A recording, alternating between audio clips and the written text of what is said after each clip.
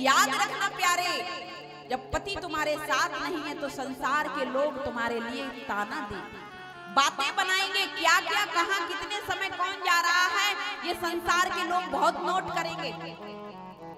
जैसा भी पति है, भले वो गुरु के रूप में था, लेकिन मीरा के सारे पर्दे उससे ढके हुए।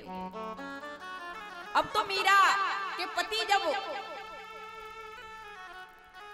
कई लोगों का प्रश्न रहता है कि मीरा के पति ने मीरा को जहर दिया, हाँ जी या ना जी, हाँ जी या ना जी।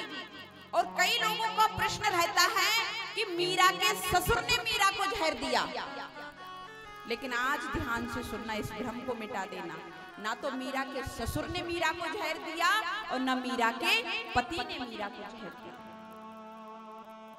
मीरा जब ससुराल गई थी, पति उससे, ससुर जो थे वो उससे पहले ही स्वर्गवास हो चुका था, और मीरा के जाने के बाद पति भी प्राणांत हो गया।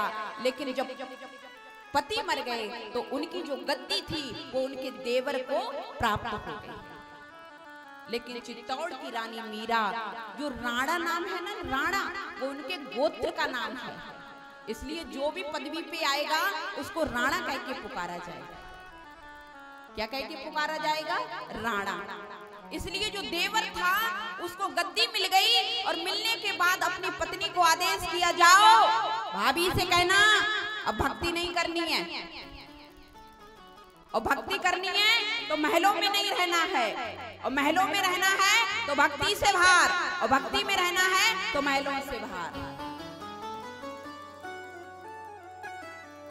मीरा की देवरानी आई, मीरा से बोली, दीदी राजा का आदेश है, तुम भक्ति नहीं कर सकती हो, और भक्ति करना है तो महलों से बाहर, और महलों में रहना है तो भक्ति से बाहर।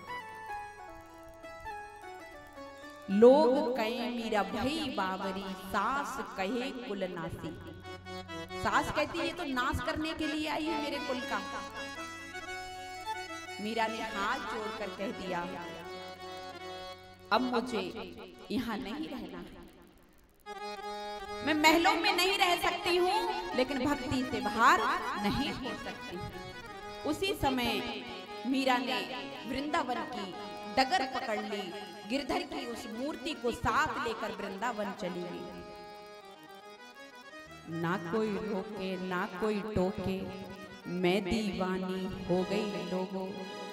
मीरा ने कहा, अब कोई मत रोकना, कोई मत रोकना, मैं दीवानी हो गई हूँ, मुझे महलों में नहीं रहना है, मुझे भक्ति में जाना है। तुरंत उसी समय जोगिन का भेष धारण करके मीरा वृंदावन आई। मीरा को पता चला कि वृंदावन में प्रभु वृंदावन छोड़कर द्वारका पहुंच गए हैं। मीरा द्वारका पहुंच गई। द्वारका में जाकर के मीरा भगवान का भजन करती हैं, भगवान की सेवा करती हैं। उसी दिन से, जिस दिन से मीरा ने चित्तौड़ को त्यागा था प्यारे, उसी दिन से चित्तौड़ के लोगों पे दुख का पहाड़ टूट पड़ा।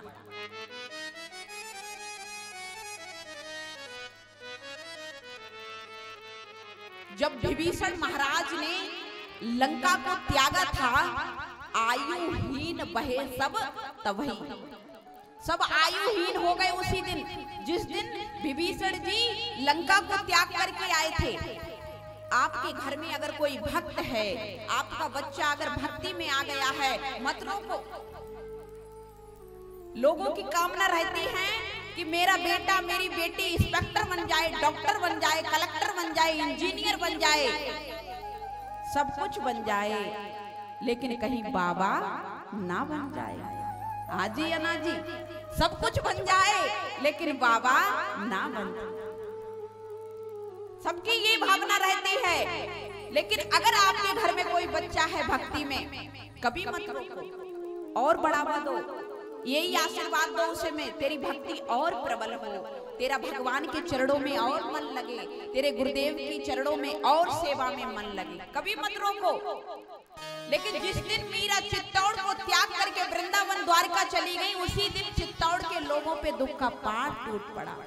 कहीं विजय को प्राप्त नहीं हो रहे हैं, आपत्तियां विपत्तियां आ रही हैं। सभी चित्तौड़ के लोगों ने संगठन करके एक सभा बनाई और कहा, प्रभु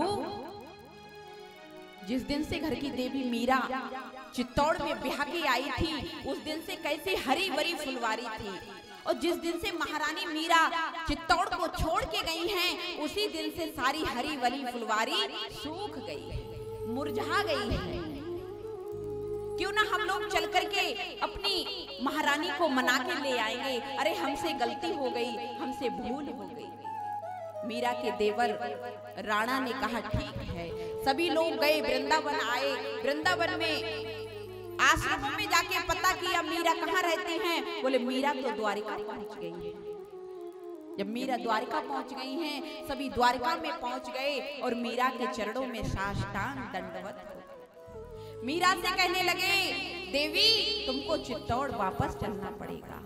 अगर तुम चित्तौड़ नहीं गई तो हमारे जीवन में दुख का पहाड़ आता रहेगा और हम ऐसे ही असफलता को पाते रहेंगे।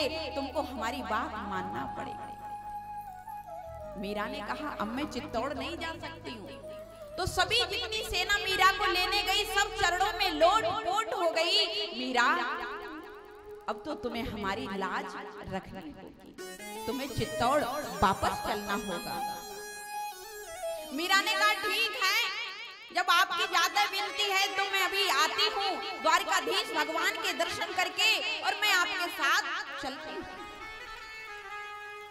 जैसे ही मेरी वो देवी मीरा माँ भगवान द्वारिकाधीश के मंदिर में प्रवेश किया प्यारे, उसी दिन भगवान के चरणों में जाके कहा प्रभु अब कितनी परीक्षा लोगे?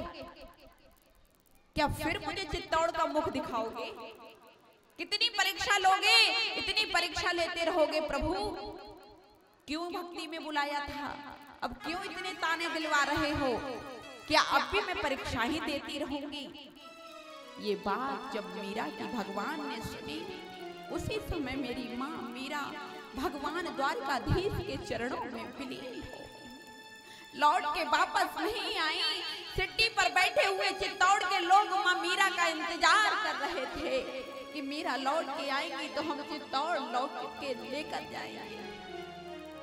पुजारी से पूछा, एक दिन हो गया, 2 दिन हो गया, मीरा क्यों नहीं आ रही है मंदिर से बाहर? पुजारी ने कहा कि आपकी महारानी मीरा तो भगवान द्वारकाधीश के चरणों में विलीन हो गई। चित्तौड़ के लोग वही सर पटक पटक के प्रणाम हो गए। हम जान नहीं पाए हमारी देवी भगवान के धाम चली।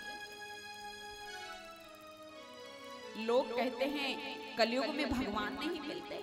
आपके ही राजस्थान की ये तो घटना है। हाँ जी अन्ना जी, कितने लोग इस घटना को जानते हैं?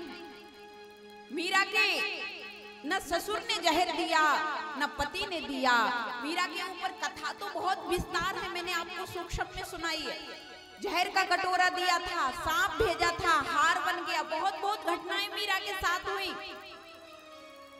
मीरा के देवर ने मीरा के साथ ये घटनाएं की, लेकिन वही देवी आज भगवान के चरणों में जाके भगवान के धाम